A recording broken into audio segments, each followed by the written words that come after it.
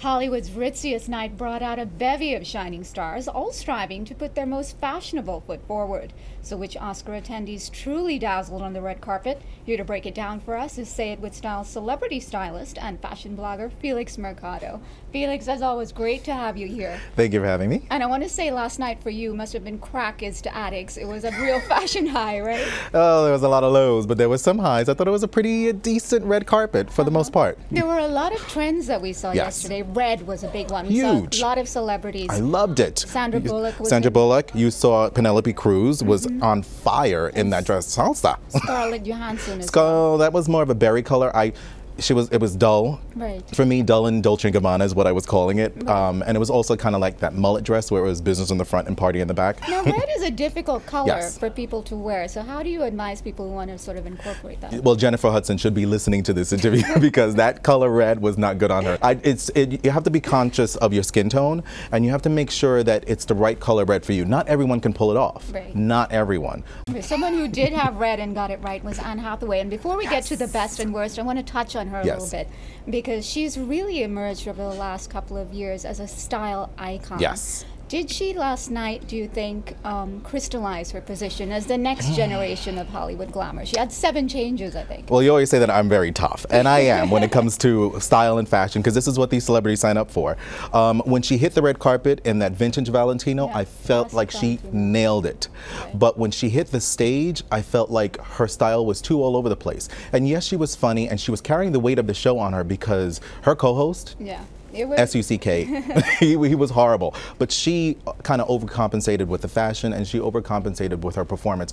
But overall, I think she did a good job. And yes, people are looking at her now, and they're saying that she is the next generation's Julia Roberts. And let's talk about the least favorite looks that you saw on the carpet last Oh night. my gosh. You say Marissa Tomei did not do it for you. And that Charles James vintage gown, it was a 1950s gown. Right. It should have stayed in the 1950s. But her makeup was nice. But between her hair and her makeup, it was like her people didn't communicate with each other, and she obviously didn't look in the mirror. Moving on, Jennifer Hudson. I thought there were worse culprits on the red carpet, but you? That Versace number did nothing for her. I know she wants to celebrate the new bod, but again, I felt like she got into a fight with a tomato and lost. Oh dear me. And Nicole Kidman in Dior. Another eye roller. A riveting performance. A riveting performance. She was better in the movie than she was on the red carpet with that bad kimono dress. It wrinkled. It just did nothing for her, and I'm over her in white. Over her in white. Okay, and let's move on to the best looking out there for you, number 3. Well, no, I had my absolute best and I had my best. I loved Halle Berry in that Marchesa gown. It was absolutely stunning. It was one of a kind, and she does champagne so well, and she kept it simple with the accessories, and I loved it because your eye was on the dress and then it was on her for beauty. Right, and what about Michelle Williams and Chanel?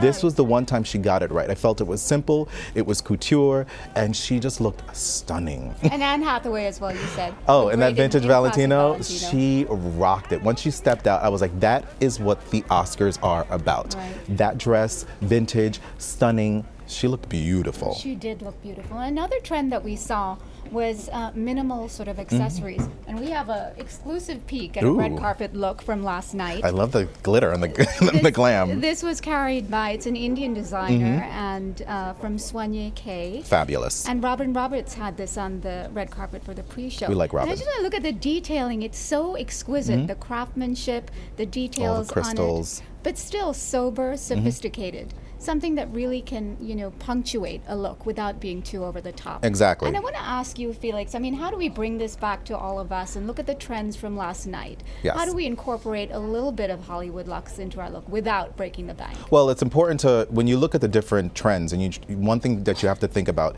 is this trend right for me?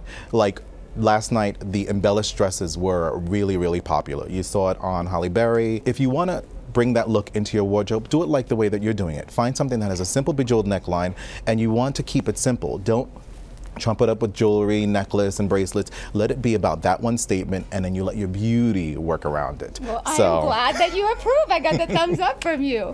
Felix Mercado, great advice as always. Thank you. Thank you so much.